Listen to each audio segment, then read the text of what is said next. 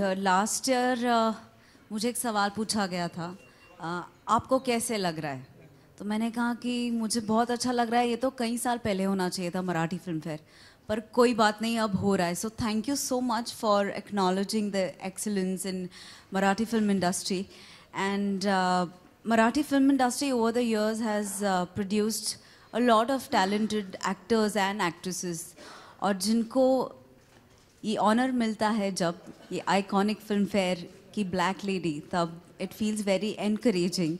And I am very, very glad to represent my fraternity, my industry today. And I thank you all for being here. And I look forward to this year's film fair with a lot of enthusiasm. And thank you for your kind words, Anuj sir. I am equally excited and privileged to be associated with Filmfare. Thank you. Thank you, Sai.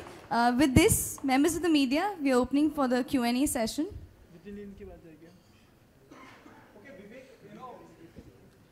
Do you think the Sarat, the very famous film, is the turning point in the Marathi film industry? Though, as Sai said, you know, am I pronouncing properly? Sai said just right now, you know, Marathi industry have produced talented actors, directors. Do you think Sarat is the one film who's a turning point in terms of, you know, the way people are looking at Marathi films? सही है. Exactly. Yeah, I think Sairat did push the envelope. I think Sairat became a national and then a global phenomenon. And now it's being made into multiple regional languages. So it is a flag bearer of sorts. But I feel that the evolution of Marathi cinema, I think every kind of cinema has its dark ages. And Marathi cinema probably went through that period. I've been exposed to Marathi theatre since I was a college kid. I did a lot of Marathi plays, I attended a lot of contests, competitions, and went and watched a lot of professional Marathi theatre.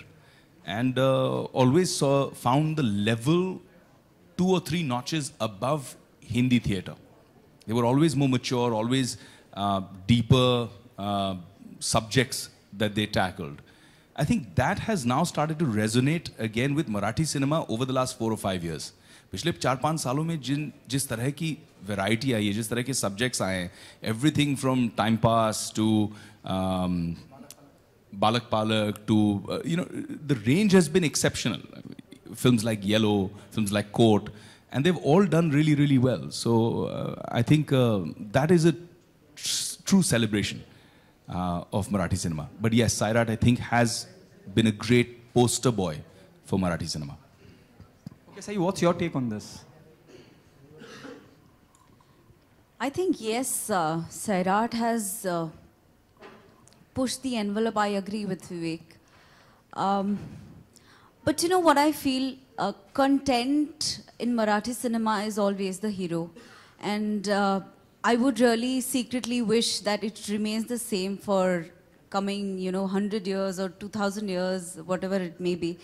As long as content is the hero and nobody else, no technician, no actor is overpowering the content, I think any cinema will always make waves that it is supposed to make.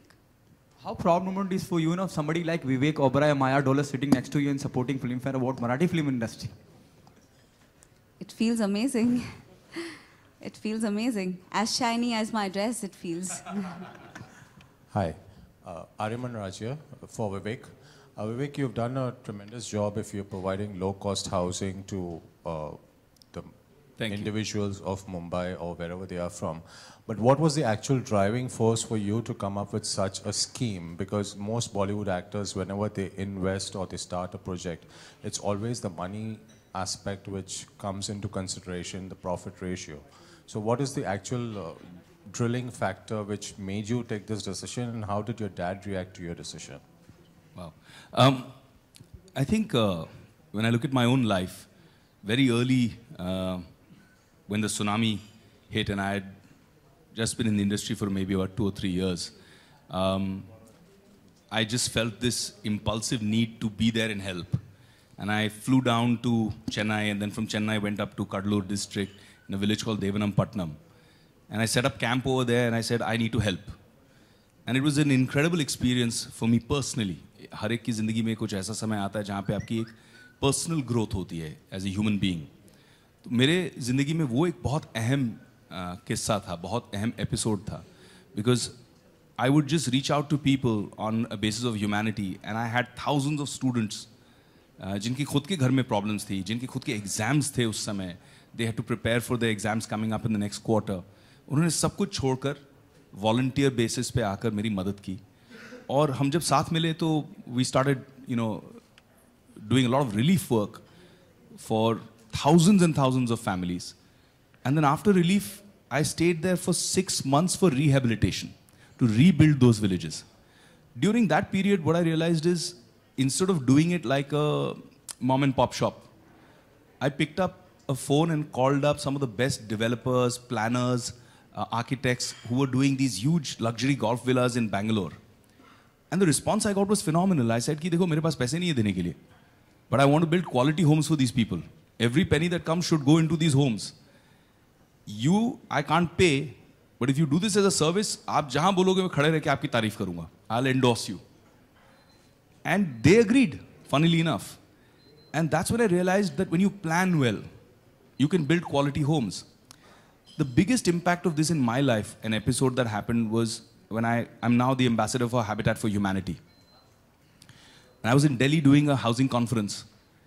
And suddenly, somebody put a hand up, stood up in the crowd quite emotionally and said, Vivek Anna. Now I was in Delhi. Vivek Anna is really not a Delhi word. So I couldn't put the two together, and he says, I want to say something. And he was quite emotional. The organizers were trying to stop him. He came up to the stage. He gave me a hug. He had tears in his eyes. He says, I'm from Kadalur. I'm from Devanampatnam village. I grew up the last 10 years in a house you built for me. Today I work here in Delhi. I just came here to say that. But that to me was the greatest award that I could ever receive. That to me is a legacy. With all due respect, when we win our awards, we put them on a shelf. We see them every once in a while. But this experience, to me, was beyond any award. So a lot of these things have gone into motivating me. I've tried to do a lot of things. I work a lot for the education and empowerment of the girl child. We run 3 schools in Vrindavan. We have now almost 2,300 girls that we give free food, free education, free health care to. And I've seen the evolution. I've seen them change. But one thing I've realized is that people are stuck in a poverty trap, especially in the city I live in. There's so many slums. And those slums, you can't imagine the life, the stories, the traumas people go through. Just shifting them into a home that has quality, has sense of security, allows them so much more. आज जब बच्चे चल के school जा सकते हैं तो औरतें फ्री हो जाती हैं. औरतें फ्री हो जाती हैं तो वो भी काम करने लग जाती हैं. वो काम करने लग जाती हैं तो एक एडिशनल इनकम आ जाता है. एक एडिशनल इनकम आता है तो वो एक बच्चे को नहीं, 2 बच्चे को, 3 बच्चे को पढ़ाएंगी. So it's a life changer. It has a phenomenal domino effect. And that's the vision with the Prime Minister's vision of housing for all, the government being so supportive, the Chief Minister of Maharashtra being so positive, supportive and aggressive with this housing for the poor scheme at the bottom of the pyramid. I thought it was the right time, and we're very proud as Karm to achieve such milestones at such a rapid pace. Today we've affected 15,000 lives. That means I have directly been a part, Karm has been a part of affecting 70,000 people and their lives. And yes, as far as my dad is concerned, he's a very proud man. Nothing. Oh, is it that the roles are not too appetizing like the roles you get to portray in Marathi cinema? To be very honest and brutal, I don't want to be a part of any Hindi cinema just for the heck of it. I want my character to mean something. I want that character to change something in myself. And of course, nothing is stopping me. If I'm offered a interesting character, I am very much open doing it. Okay, thank you. Hi Vivek, Rakesh आपका initiative बहुत ही अच्छा लगा हमें. Thank you, Rakesh. इसके अलावा हमारे देश में और एक इशू चल रहा है जो 500 और 1000 के नोट बैन कर जो मोदी जी ने जो डिसीजन लिया है. आप मोदी जी से काफ़ी क्लोज है, तो इस बारे में आपका क्या ओपिनियन है?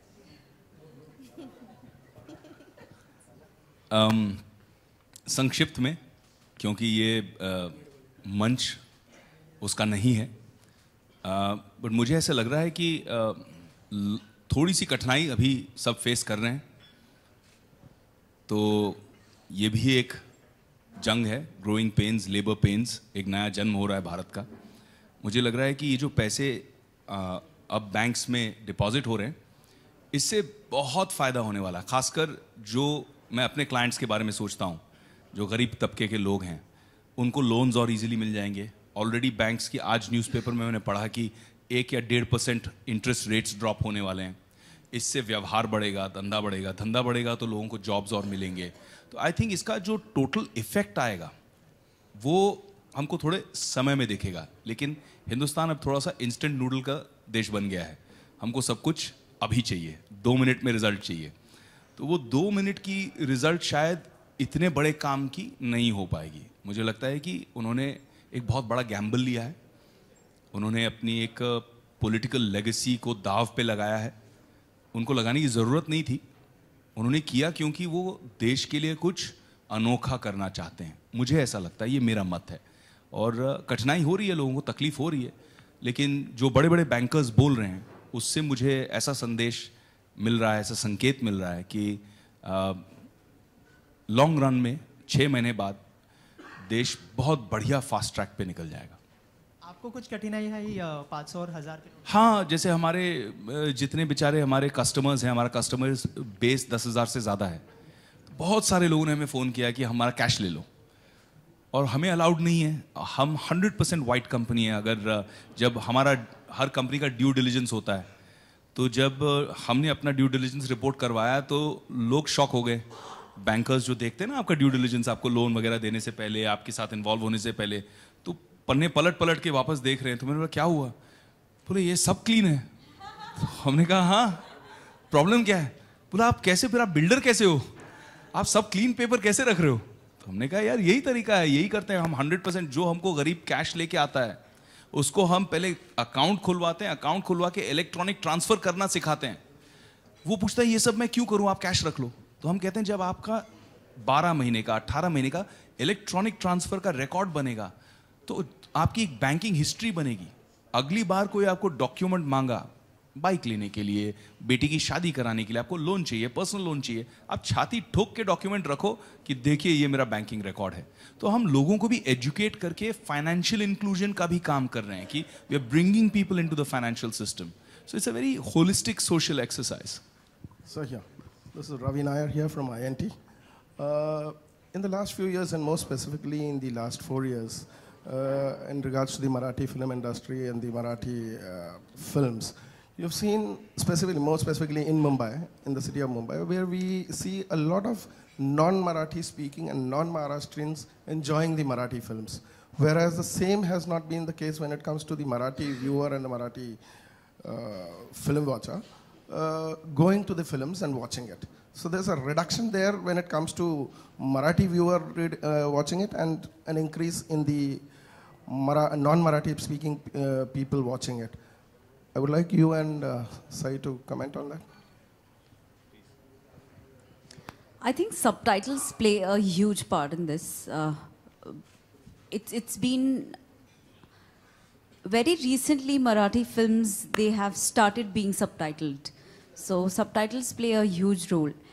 And I think audience, they are constantly looking for something new, something fresh. हम भी अगर घर की दाल चावल रोटी खा के थक जाते तो एक दिन हम ऐसे सोचते हैं कि चलो आज चाइनीज़ घर पे ही बना लेते हैं या कुछ बाहर से मंगाते हैं। सो ये केस हो सकती है। टेक्निकली स्पीकिंग रिडक्शन है नहीं है, I honestly do not know about it, but we are very glad that subtitles are helping non-Maharashtrians, non-Marathi people to come to the theatre and watch films. And Marathi audience also, I think, ऐसा नहीं है कि मराठी लोग ही अपनी film नहीं देखने जाते। Of course उन्हें थोड़ा पुश करना पड़ता है, हर किसी को, इंसान को पुश, हर इंसान को पुश की ज़रूरत होती है, ऐसा मुझे लगता है। But I think every industry, चाहे वो बॉलीवुड हो या मराठी हो, लोग फिल्में तो देखते हैं। मतलब फिल्में हमारी जीवन का अविभाज्य घटक है, ऐसा मुझे लगता है। सो रिडक्शन के बारे में तो पता नहीं, पर subtitles is playing a huge role in involving non-Marathi audience? Hi, Sai, Prerna here. Would like Vivek to comment on that? I agree with what Sai just said. And मुझे ऐसा लगता है कि जिस तरह के economics, I mean, the man with the money is to my left, Mr. Podar. So he would be able to comment more on the economics of it. But जहाँ तक हम पढ़ते हैं, मुझे ऐसा लगता है कि मराठी सिनेमा की इकोनॉमिक्स ग्रो हो रही है. अब वो दो चीज़ों से ग्रो हो सकती है, असेसमेंट अगर करें तो. एक कि जो लोग नॉन मराठी स्पीकिंग हैं, वो भी मराठी सिनेमा देखने लग गए हैं, एंजॉय करने लग गए हैं, इतना अच्छी कहानियाँ सराहने लग गए हैं.